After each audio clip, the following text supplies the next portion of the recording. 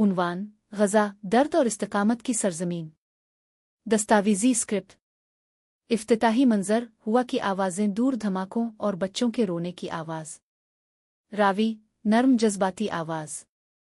Gaza ज़मीन की एक छोटी सी पट्टी, लेकिन मसाइब हिम्मत और ईमान का एक वसी समंदर।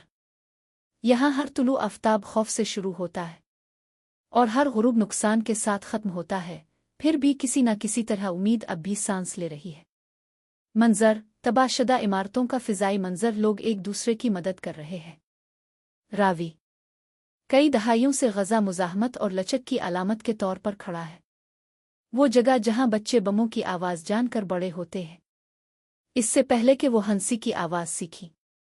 जहाँ ख़ानदान अपने घरों को दोबारा तामीर करते हैं, बार बार पीछे छोड़े हुए मलबे से नरम पस मंज़र की मौसीक़ी शुरू होती है।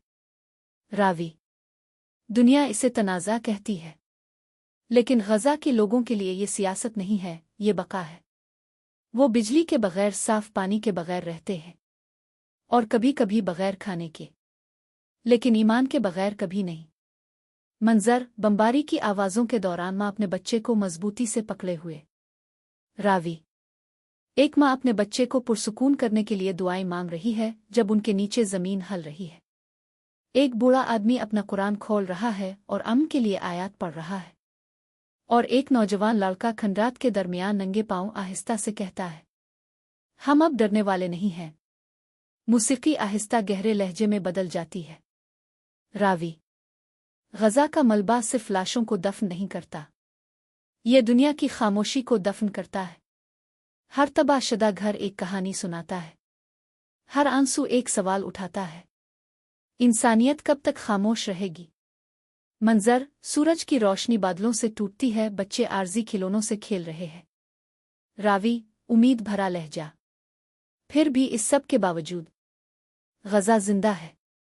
ये दर्द के ज़रिए सांस लेता है, ये आंसुओं के ज़रिए लंबा खड़ा है, क्योंकि उम्मीद पर बमबारी नहीं की जा सकती, ईमान को तबाह नहीं किया जा सकता, और हिम्मत कभी नहीं मरती।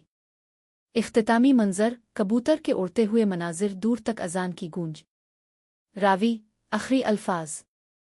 ग़ज़ा सिर्फ मुहासरा की सरज़मीन नहीं है, ये मुज़ाहमत की धड़कन है, ईमान की आवाज़ और जिंदा याद दहानी के इंसानियत अभी भी आज़माई जा रही है।